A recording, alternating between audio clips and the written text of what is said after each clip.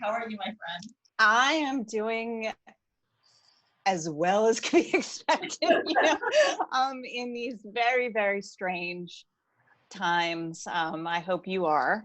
Yeah, it's very strange times. I'm like listening to my son in the next room, jumping around his room for PE. So Okay. if you hear random noises, that's why. But Yeah. it's so great to be able to see you and to talk to you and to talk to all our viewers. Yeah, it's wonderful. I have to say, I'm going to admit to everybody, Kelly and I actually chatted it this morning, and I told her during our chat that I was going to dip into her newest book, Parachutes, this afternoon. That I was at least going to read a couple of chapters, just to see. Well, hundreds of pages later, I blew through this book. It's so well done. It's so tense. It's not a thriller. This is definitely coming of age. It's in the tradition of Laurie Hall Sanders and Speak. It's brave and it's voicey and it's all of these wonderful things. But also, it's narrated by two different girls, and it switches back and forth perspectives, and both of their stories are so riveting that you're just figuring out what's going on with one girl, and then you switch to the other girl, and it's not jarring. It's just exciting and amazing. It's a real page turner. So I would say that to in a weird way, in the best way. It's beautifully written, and it tackles serious topics in a really complex way. I wanted to ask you, because your first book, Front Desk, was middle grade, for you, like the difference between, well, first of all, what led you to write this particular book? And let's start there. So I wanted to tell, first of all, I want to tell my story of what happened to me, but I also wanted to tell a modern immigrant story. And if you've read Front Desk, you know that Front Desk was set in the 90s, and people coming over in the 90s from China did not have a lot of money because it was still fairly communist back then. And like my parents came over with like $200, which really limited their options once they got here. And to this day, I'm like, as a parent, just going, what were you thinking? But they struggled. It was really hard. And now we have immigrants coming over from China, from Shanghai, from Beijing, from Shenzhen. These are wealthy cities. These are cities where apartments are worth $1 million US. Okay. And they're coming over and they're flying business class, and they've got more resources. And they're putting their kids in, private American schools, trying to get that most amazing American education that they've heard so much about. And yet, we still have all these issues come up. We've got these issues come up, whether you're wealthy or you're not, which is when you talk about dual POV, that's one of the things I wanted. That was so critically important for me, was to show sexual misconduct and how it impacts people with different socioeconomic statuses. And it impacts them a little bit differently. I mean, Danny, she is a scholarship student, and that's what I was. I was a scholarship student going through, Harvard Law. And when this happens to you as a scholarship student, you really have this sense of like, oh my God, what do I say? And if I do speak up, will this impact my scholarship? And it just impacts you differently. It changes what you think are avenues available to you. And I wanted to show that, so I had to go through the excruciating process of trying to write basically 2 books and weaving them together. Is that how you did it, or how was the process? What was the process? I did it. I pretty much wrote 2 novels, and I weaved them together. And it was so funny because we had multiple offers from different editors, and most of the other editors wanted me to cut out one of the girls. Some people wanted me to cut out Danny, some people wanted me to cut out Claire. And so literally one of the main reasons I chose Ben Rosenthal, my editor at Catherine Keegan, is because he was the only one who allowed me to keep both. He was like, fine. You know what? You feel so strongly that you want to like go ahead and like nearly kill yourself writing two different POVs for your first YA. Go right ahead. I applaud that ambition, and I, you know, it would be a very different book if it didn't have both girls. What was really interesting to me is their perspective on each other. So as soon, you know, and even when, especially in the beginning, they didn't know each other, and then you and how each one viewed the other, and the privileges that you know, all the assumptions that you bring to your experiences. They're very judgy. They're both very judgy of each other. Well, you know, of course, because they're from different backgrounds, and one of them is like, you know, living in a school, or you know, being in a school full of these privileged kids, and she's kind of like had it with them, and now she has to share her home with one of them, and share her space, and share her mom. And it's really, really hard. What I really wanted to show was that conflict and how we resolve that conflict basically by just talking to each other and realizing that as women, it's really not that different. You know, we do have privileges. Some are more privileged than others. But when we're dealing with issues of sexual assault, we're dealing with issues of harassment and trauma, you know, some of those safety nets, they just fly right away. They just fly right off, right? Right. You might think you have the safety net, but it just breaks you apart the same way that it would break anybody else apart. Yeah, I mean that there's no safety net strong enough, right? You know, to help, even with all of the wealth and the power that some of these characters do have. Absolutely. And I mean, one of the things that was really interesting about your book as well was, and I've been dipping into 13 Doorways, which I love. It's such, oh my God, it is such a good book. I was telling my mom about it. It's just like how I am of you, and how you can weave fantasy in with these very contemporary themes. I think we were talking about this earlier, like our books have such similar themes. They do. You know, I'm just like, what does it mean to be a girl in today's world? You know, we talk about, you know, like the wolves at the door, and one of those early wolves or early initial situations is the complex family dynamic. So we have that in all of our books. So why don't we talk about that a little? We do. I mean, we're talking right now about my newest YA, which is called 13 Doorways, Wolves Behind Them All. And just that title alone. How did you come up with the title? It's so great. It's actually, it's a riff on an Anne Sexton line of poetry. Okay. So, and now you're gonna ask that. If you ask me for the poem, I have forgotten. I should know it, and I've forgotten. That line struck me as really interesting, and I felt like it sort of captured the experience of being a girl and being a woman. And my book is historical. So it's loosely based on the life of my mother-in-law, who grew up in a Chicago orphanage during the Depression and World War II. And it's narrated by a dead girl, a girl who died during World War I. And I really wanted to tell a very large story, you know, so I needed a narrator who actually had access to lots of different kinds of things. So that's why I chose to have it narrated by a ghost. And I wanted to have that both my characters come from different backgrounds. So a girl who's clearly not privileged. She's the daughter of a impoverished shoemaker who can't afford to raise her or her siblings, while Pearl, my ghost, came from a very wealthy family. And both of them are challenged in numerous ways, not least by their family members, which is, you know, more to your question. Their expectations of what their jobs are, or what their roles are, what their duties are really, it requires, and I think this is kind of across the board for most women.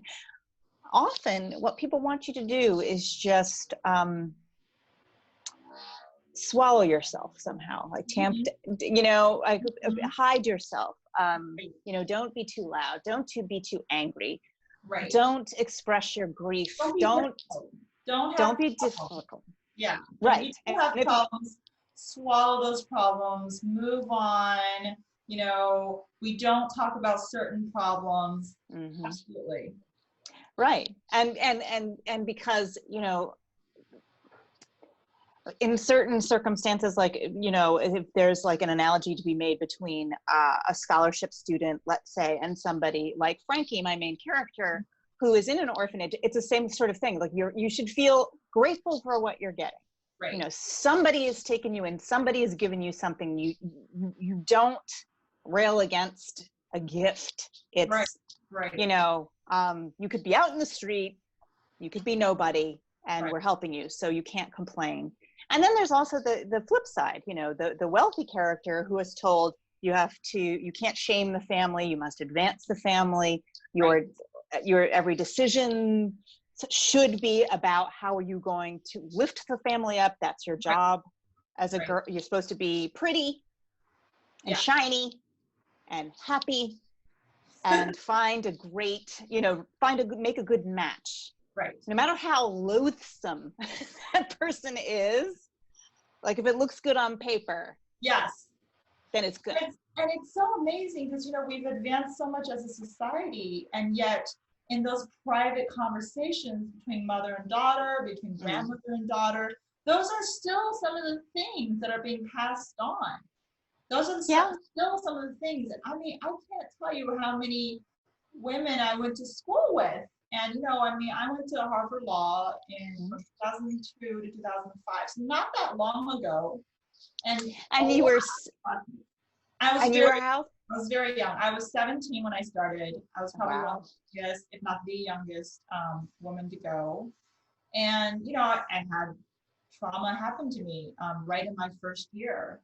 And it was really, really hard to navigate that as not just a scholarship student, but like someone who isn't coming from legacy, really brand new Ivy League system, right outside of, right near Belmont Books, right outside of Boston, and really having to feel my way into like what is appropriate. But I've had this thing happen to me. Who should I talk to? Like, is there any avenue for justice? Is there any avenue at all that's open to me without seeming needy, And there were so many conversations that definitely made me feel like maybe I was trying to address this thing, which a lot of people really did not want me to have to address openly, I guess.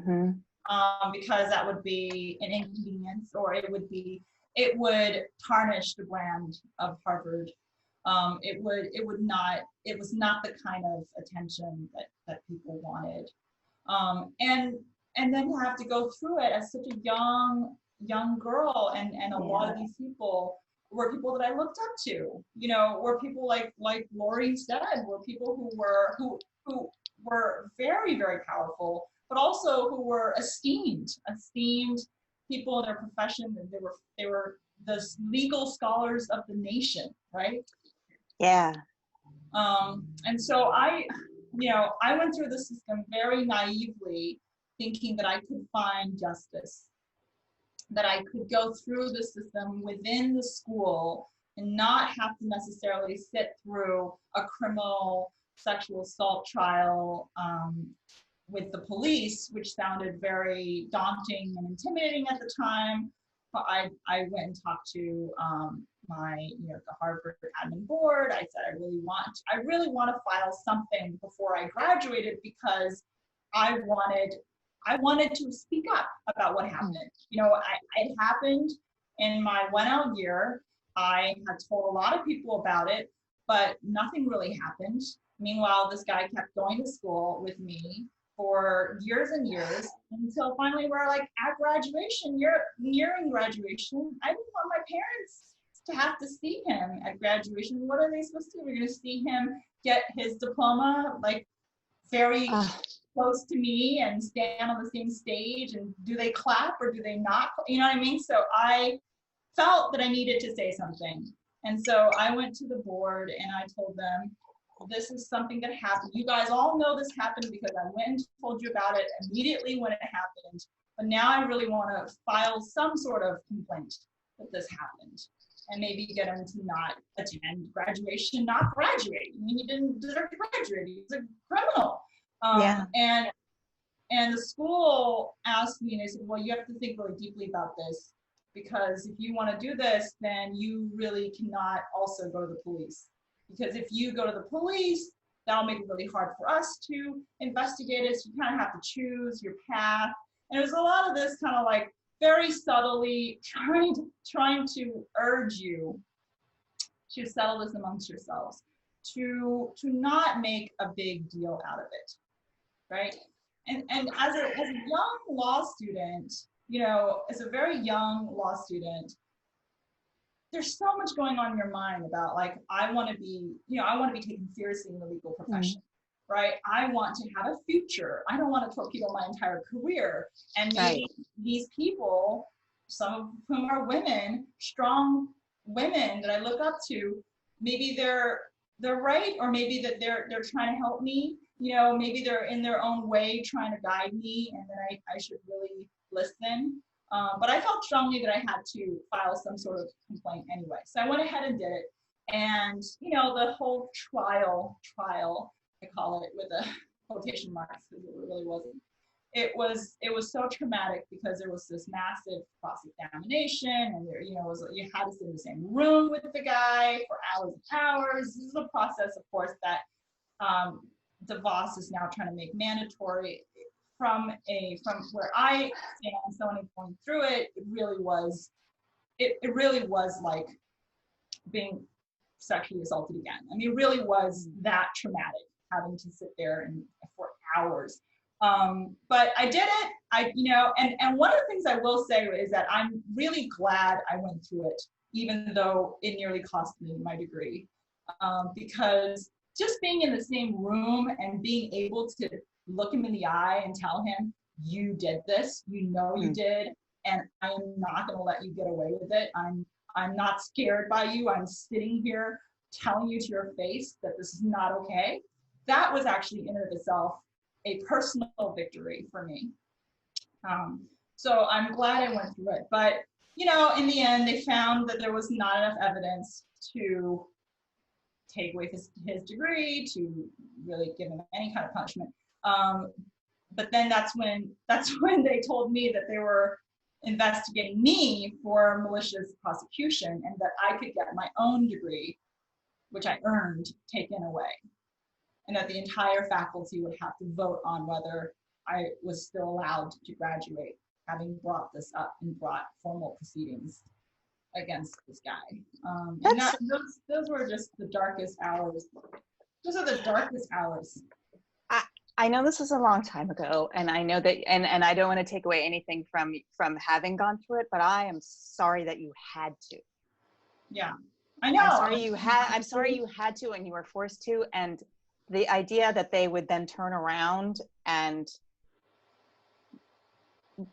blame you for it, and try and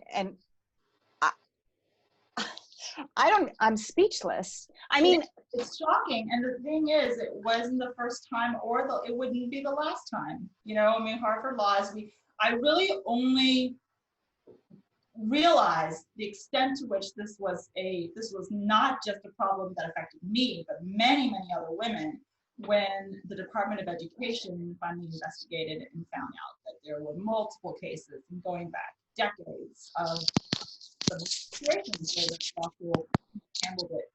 And you know, I read the tweets of people saying, well, why did you sign that thing? Or why didn't you call the police? Like, you of all people, you were a law student, you should have known. But what people don't realize is that when you're a person in this institution that stands for justice, Right. how overwhelming that can be, and also how much you want to believe that this institution that you have built your entire life to get into and to do well in would stand for their values that they espouse. So, well, and but you can't believe that they wouldn't. right. Like, you know, it's just like, why would you be studying law if you didn't think the law wouldn't make a difference? Right. Well, you know, of course the law is important. Of course, Right. justice is everything. That's what you're studying. Yeah. And to have the institution at which you are studying tell you by their actions that your pain doesn't matter, and even the law doesn't matter, like law, you know, is. Well, I couldn't keep doing law after that. You know, I was going to ask you that. Keep doing it. It put me on a totally different path, for which I am in some ways grateful, because I don't think I'd be here. You know, but it really torpedoed everything. And it's like, I could have been completely at loss, because I had no anchor anymore, right? I wasn't at that point Kelly Yang, the best-selling author. I was Kelly Yang, the little law student, you know, the very young, very, very innocent law student who was really just had no other identity. And to have that completely taken away, all your notions of justice and what it stands for, what your degree that you fought so hard even stands for, right? Taken away, it took every ounce of courage to try to build it back. It was almost an impossible task. But you did keep the degree? Yeah. They just said they didn't. Oh yeah, I have the degree. It's hang up in my office. I graduated because I earned all the credits. The faculty finally voted, and I guess there were enough faculty members. I don't really know what the vote was. I don't know if it was unanimous, and I don't know what the actual count was, but all I was told was, you've been cleared of malicious prosecution. Congratulations, you get to graduate. Let me give you some advice. Move on.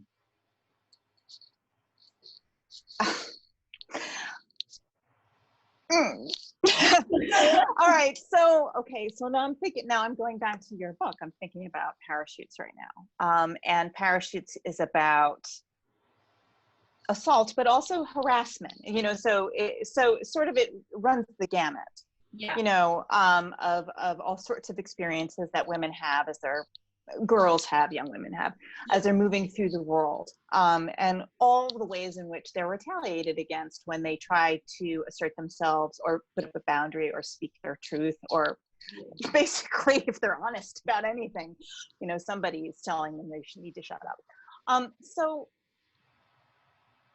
So is this a book that you planned on writing up for a long time? Did you have to think about it for a long time before you sat down to write it? And how difficult was it? It was very hard.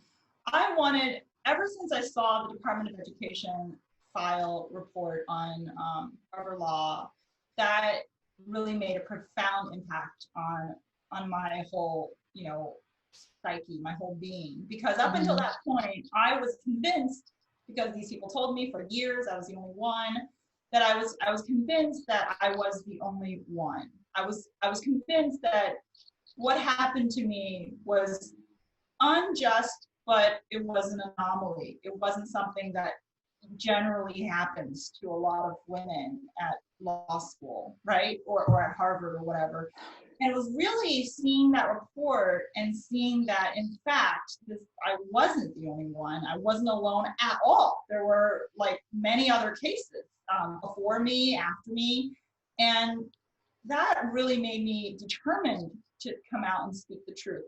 And then also seeing all the bravery of the women who came out against Harvey Weinstein. I mean, that took an incredible amount of bravery. That man was the most powerful man in Hollywood. You know, it's so hard to come out against someone that powerful, right? Yeah. So I had been thinking since pretty much then since about 2014, when the Department of Education report came out, 2016, I think, was when the Harvey Weinstein stuff started coming out. Since then, I've been thinking of writing what happened to me, of at least telling people what happened to me. But here's the thing.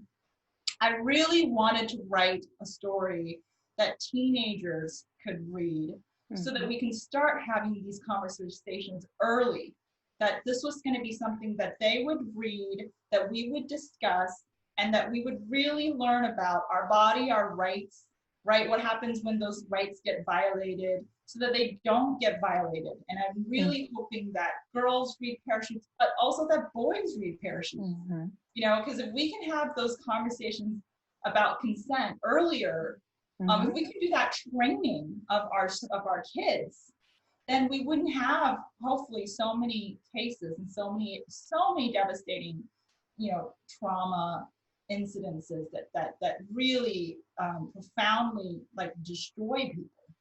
Yeah, I definitely agree with that. I mean, that is something, I mean, you had an event with Lori Halse Anderson very, very recently. And I know that she's been talking about this for 20 years. Yeah.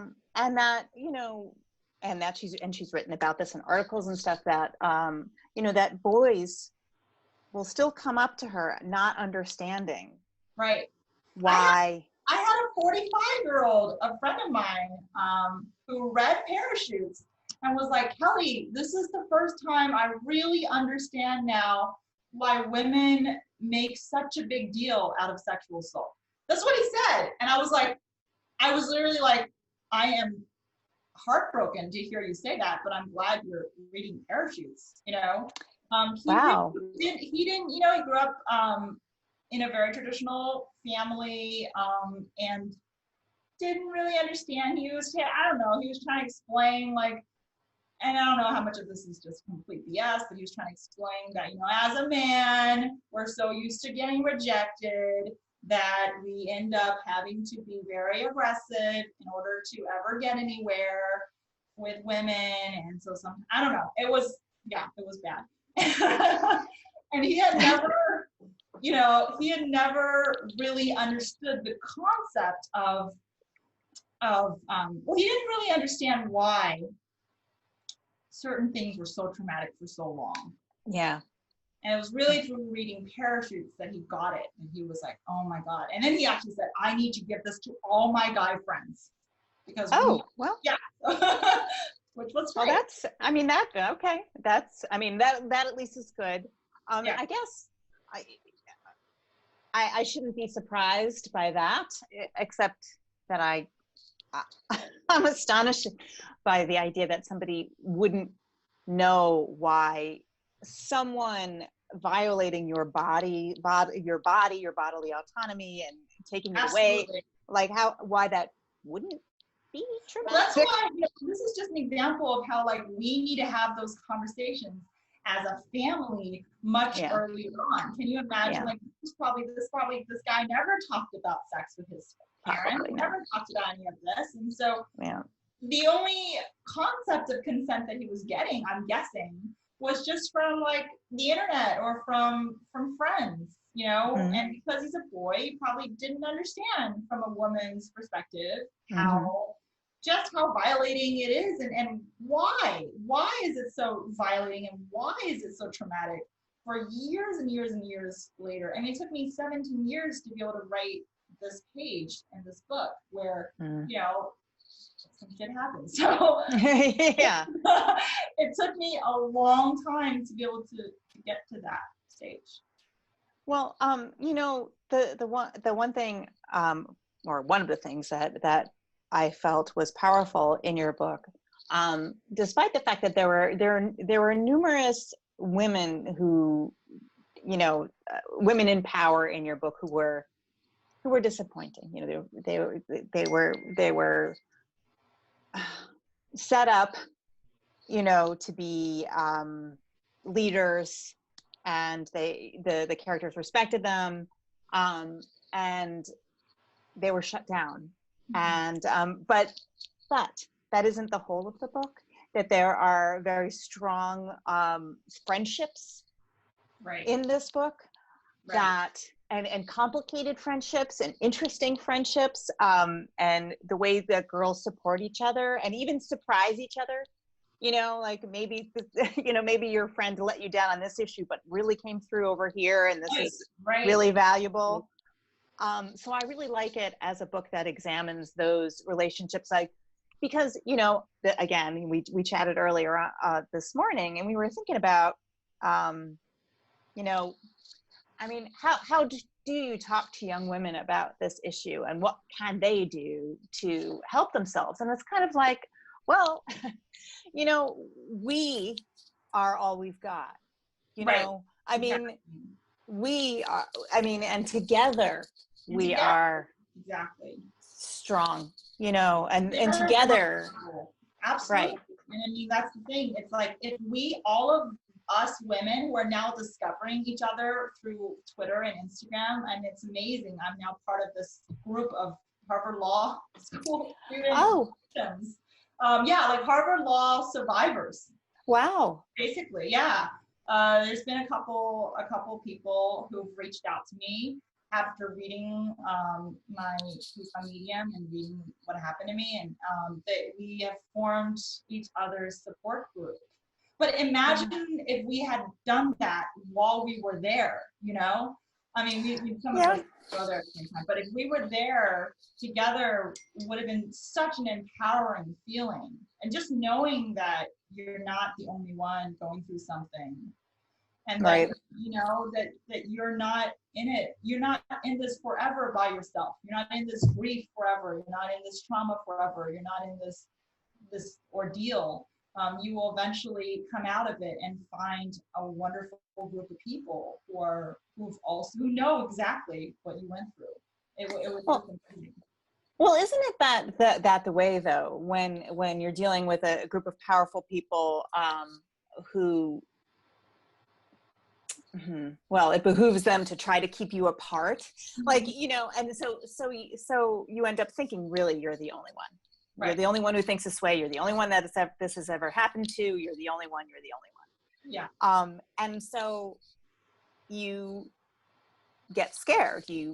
And then you do all of those things that everybody suggests in order. You try to forget about it. You try to move on. You try to lower your voice or shut up or whatever it is. I tried for a long time. I moved away. I literally ran away to the other side of the world, which really helped, forget, because so much of my law school experience was spent trying to avoid a certain person, and that's so hard. It's like the opposite of Finding Waldo. It's like, oh my God. You're like constantly trying to dodge a bullet. You're just constantly like looking behind your shoulder. You can't eat lunch properly because you're worried he's going to come in. Harvard Law School is a tiny place. Maybe if this was like NYU or something, but it was tiny. And just trying to it was so funny trying to establish certain places. Like, this is mine. Like, you're not going to come into the library. I got the library, Yeah. Trying to claim certain places, and we had our own, like, almost like a system of, like, I will visit the library, and if I stay here long enough, then maybe he will back off from the library. And this is why my heart goes out to librarians. Literally, that library saved my life. Wow. But yeah, like, moving away helped, because then I stopped worrying about having to look over my shoulder for lunch. I could actually eat my lunch. I could actually go to the gym. I could actually go for a walk. And I was able to put so much of it away in a shoebox, out of my mind, out of my sight. But then I felt like I was living a pretend life, because I would hear people talking about Harvard, and especially living in Asia, and you're working with a lot of kids, and a lot of parents love talking about Harvard. It's almost like a fairy tale dream. It's almost like coming on Disneyland, There's really into it. And I found myself just sitting there, like, do I say something? Do I not say something? This kid really wants to get in. I don't want to be the one bursting their dream. Also, what if they get in and something happens, but I can't just like assume this is going to happen to them. You know, they might get lucky and it might not happen, but then how can you rely on luck to guide someone? So that's when I decided I have to write about what happens. I can no longer sit idly by and just watch so many kids not knowing. And it's not just Harvard, it really is a lot of schools. It's a lot of schools. Yeah, sure. A lot of different schools. So really just watching kids going into college, going into grad school without knowing all the different things that can happen, and knowing if it happens, how certain institutions might handle it, and being prepared so that they don't feel like they're all alone or that it's their fault. Yeah. No, I mean, I think it's a really important book. I'm curious. I'm wondering if we should see if there are any questions from anybody here from the audience. If not, we can just keep chatting. Okay. Okay, so one question is, has Harvard responded to your tweets, articles, or donation of parachutes? The answer is no, Harvard has not responded. I think they have turned off comments on their Instagram and on their Twitter so that they don't have to respond. I'm sure if they did respond, they would cite confidentiality or something like that. They did respond to the Department of Education, and they said something like, we recognize that we could have and probably should have done more. Something like that. Like they could have and they should have done more. And that was huge for me as a survivor. Even reading those words, even though it wasn't directed personally at me, but reading those words, it made a huge difference. It made a huge difference for me in my healing process. And I hope that Harvard can say more than that in the future. Yeah. And do more. You would hope. I mean, that was a general statement they made after the report was issued. Yeah. Okay. God. Any other questions that you're seeing? Any other questions from people? But the other thing is, the question that I get a lot is, given a lot of the Title IX changes, what are some things that students can do to protect their rights?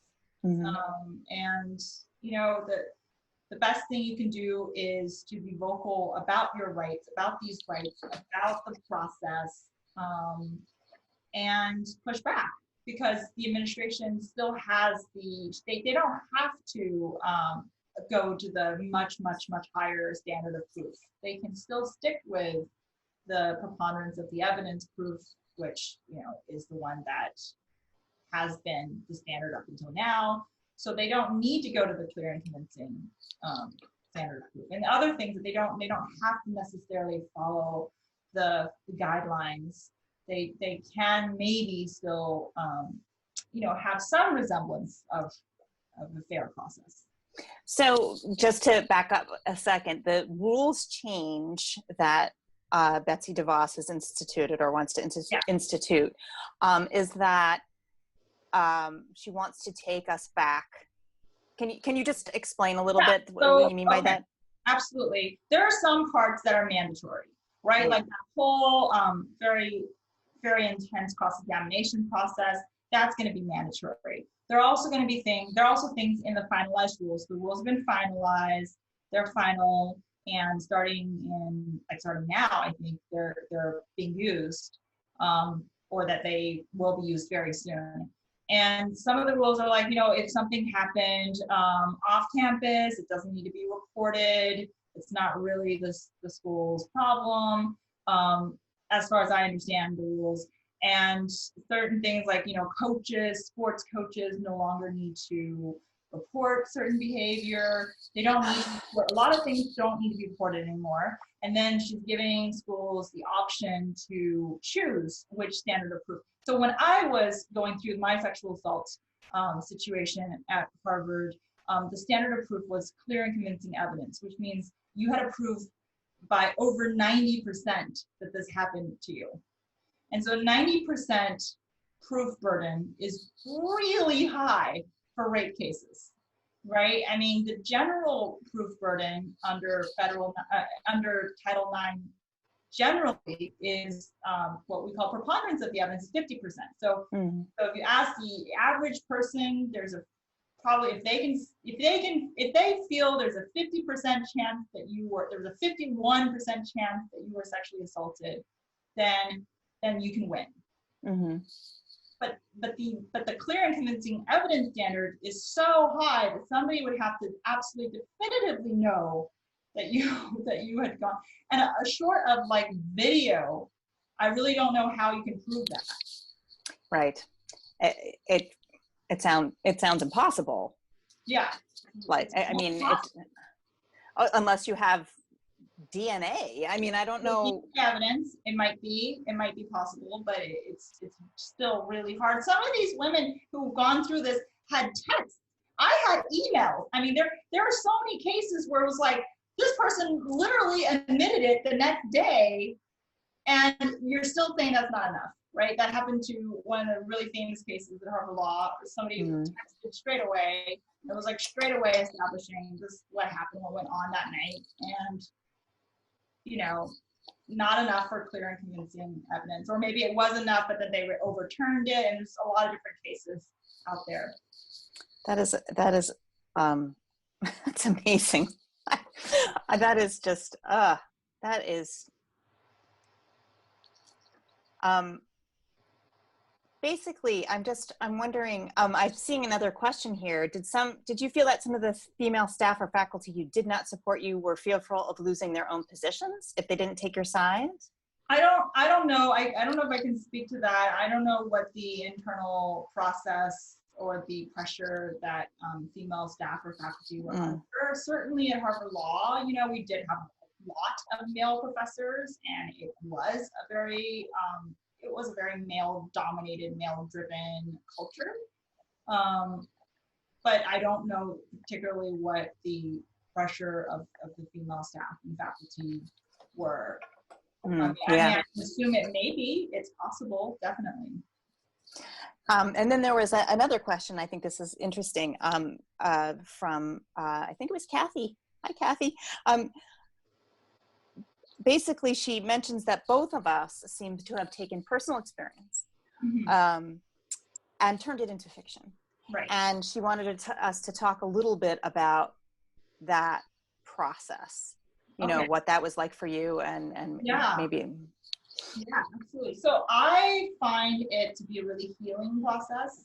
It's very therapeutic for me. I love being able to write from experience and write authentically. I think as artists, we're always trying to write authentically. Yeah. Yep. So I'll take what happened to me. Obviously, I'm not Claire, right? I never came from a super wealthy Shanghai-ese family, That would have been really maybe fun or interesting, but it's just the case for me. You'd have a lot of nice handbags. Yeah, right? I do not have that many handbags or that many shoes. That girl has a lot of nice clothes. She does. But I wanted to take my experience and make it something that was timeless, and that something that kids are going to be able to relate to for a really long time, that was going to have this powerful impact on people. And I think that fiction also gives me the freedom to develop certain things. Like Claire, there's a love story between her and Jay. Right, Jay is one of the characters in the book. That didn't happen to me. The person who did this to me was not my boyfriend. It was not someone that I was in a romantic relationship with at all. So that was completely made up for the book. But part of it, it allowed me to have enough separation between what really happened to me and what's on the page, and just enough of a separation to be able to write about it in this, to really be able to have fun with it, write about it, explore all the themes. I think if I'd written exactly the truth of what happened, exactly the exact circumstances down to the exact people, it would have probably been too traumatic for me. I mean, even writing that medium piece was very hard. It was very traumatic. Yeah, I mean, I think that sometimes you can be hampered by, you know, I mean, I think we all draw from real experiences, but if you're drawing a little bit more directly, it can get in your way. With 13 Doorways, I'm going to show you the cover of this. You know, I was writing about the life of my mother-in-law, and I interviewed her, and I interviewed her friends, and I interviewed her family, and I did tons of historical research and, you know, all kinds of things, right? And I was trying to capture her very particular voice. And I found her experience so fascinating to me because it was kind of like, you know, when she talked about living at the orphanage, first of all, she didn't find her own experience remarkable. I did. I had never met anybody who was raised in an orphanage. And it almost sounded like, you know, she was talking about a story out of Dickens or something, you know, when we got, you know, yeah. Right. I mean, it just was so interesting to me. And it did really sound a lot like a fairy tale. Almost. It was so interesting, but I wanted to get the sound of her, the way that she talked. According to her older brother, Vito, and his name is Vito, as Sicilians are always named Vito. They spoke a Sicilian dialect till, you know, they were older, but she didn't even remember that. And then, so her English was kind of odd. And I spent so much time trying to capture that voice. By the time I was done and had some drafts, I didn't have a story. Right. Like I had lost any sense of why I'd started it in the first place. You know, I didn't get the truth of this. I didn't say anything. Right. Even though the sound was there. So it was only when I stripped away that voice and decided that I needed a different narrator, right, that I was able to actually write it. And Annie Dillard in The Writing Life says a lot of times the thing that gets you to your desk and working every morning, like the thing that made you really passionate about that project and got you to finish a first draft or a second draft or a third or a 10th or whatever, is the very thing you have to let go of. Right. In revision, right? You know, it's like, I mean, I guess it's a variation on Kill Your Darlings, but I even think that that's bigger than Kill Your Darlings. Darlings. I think you're right. I think as writers, you know, I always say, like, I think that what we're trying to do is to capture the essence of the emotion. Like, if we can capture the emotion accurately, right, then we can change everything else. We can change the scenes, we can change the character, we can change the character traits, we can change, you know, so I'm absolutely 100% with you. And so for me, writing Parachute, that emotion of what it was like to have been violated, to have to stand up to authority, to have to, you know, fight for your justice, that was the emotion that was crystal clear from my mind all these years. I mean, I can just like immediately like close my eyes and remember what that was like sitting in that room. Everything else got changed. Yeah, but I think changing all those other things allows you to access it. Yeah. And write about it in a way that, you know, maybe writing nonfiction. I mean, there are a lot of great nonfiction writers. But it's the reason why I don't write a lot of nonfiction. I've written a few essays, but really I am not an essayist, and I don't write a lot of nonfiction because I find that, well, it's difficult. You know, it's difficult to put yourself out there in that way. And sometimes it just trips me up to tell the absolute truth. No, absolutely. And especially going up against a powerful adversary like Harvard Law School. I mean, that's a really scary thing. You're going up against hundreds of years of power there. So it was easier for me to make it, you know, American Prep High School. It was easy for me to talk about, you know, headmistress Mandalay instead of Harvard. So here's a question. Now that you have connected with these other people from Harvard, and you've written this book, and you've gotten some feedback, and how are you feeling now? Like, I'm so relieved. I was telling Tina, our agent, how relieved I was. I mean, I put that Medium piece out there and I just turn off my phone for a few hours. I turn off my computer, and I was telling Tina how relieved I was all these years carrying this with me. It was this huge weight because you say something, you not say something, who do you tell? Then you have to go into it. It was such relief to just release it into the world.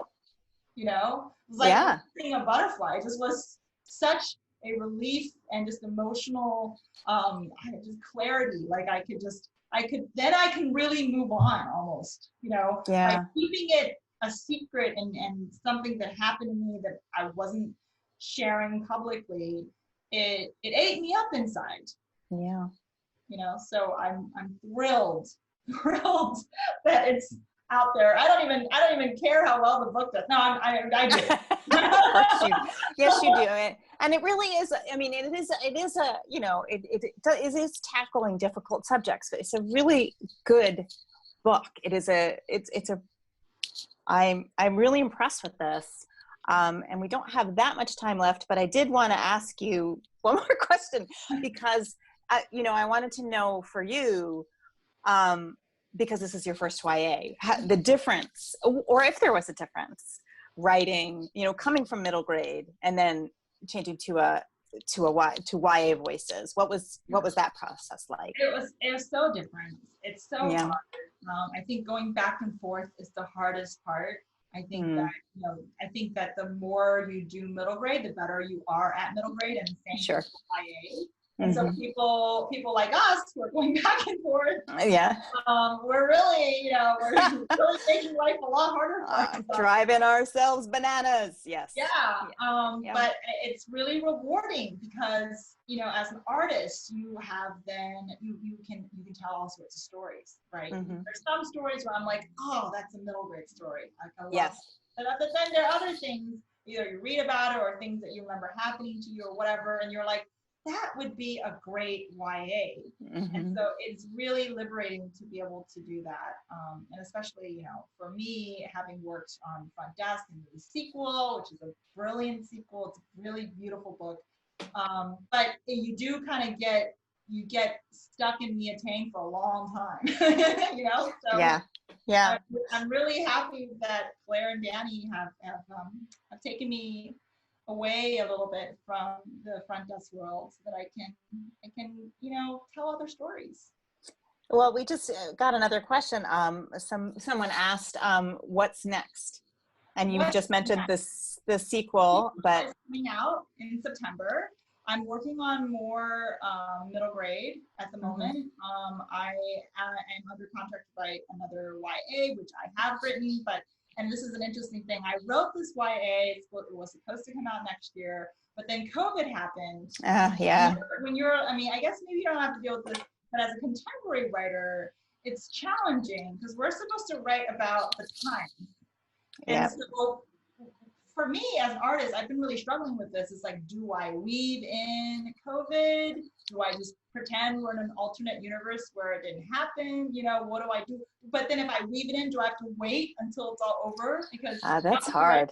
Like something where you don't even know how it's going to end, right? Right. So I told my editor that we were gonna push it to 2022, so that I would have that time to figure that out. It takes time to figure it. No, I mean, I definitely understand that. It's, you know, we are affected by everything that's going on in the world. I mean, I was lucky that I basically wrapped up the writing of the third book in the York series that just came out. And that is, you know, alt history. So I can do whatever I wanted to, but I'm working on a YA right now. And actually it's a little bit more contemporary than most of mine. It's written at a specific time though, so it allows me to do certain things. But I had originally planned on working on a different book, and I had to set it aside because I just couldn't do it. I wasn't even emotionally, I couldn't deal emotionally with the territory that book covered. No, definitely. Because of COVID and all of this. Yeah. And it's so funny because, you know, we write stuff now, like working on middle grade, and it's still sort of right before COVID. and people are still high-fiving each other, and you're writing this down, and you're like, oh. I know.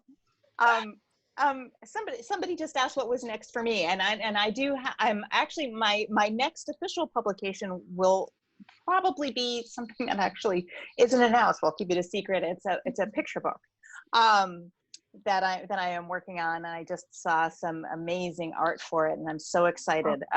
Picture books are so hard. They're so hard. I was gonna say that one thing I don't think I'll be able to ever do, because I can't keep it simple. You know, see, I said that too. And the universe smites you when you say that, like, I don't think I'll ever, and then it's like, yep, guess what you're gonna do. And it was, I mean, I'm so excited about it, and I do have this YA that I hope I can finish, that will come out. I don't even know now. Right. Like, I'm not even sure. So at some point, hopefully. So the moral of the story is support Laura's books. And support Kelly's books. Support our books so that we can eat. Support Belmont Books so that they can keep going, because they're so important to our community. Yes. Right? And yes, we're on a really tough time right now as creators and as indie bookstores, and we need to pull together. We absolutely need to pull together. Yeah. And sorry, go ahead. Go ahead. On that very welcome note, sorry to bring things to an end, because it's having a great discussion here. But I want to thank Kelly and Laura for coming tonight. We really appreciate it. Thanks to everyone in the audience. Just a reminder that Kelly and Laura's books are available on our website. We generally recommend that you buy everything they've ever written. If you don't want to do that, you could just buy their latest. That's fine. I'm sure they'll appreciate your interest and support, and so will we.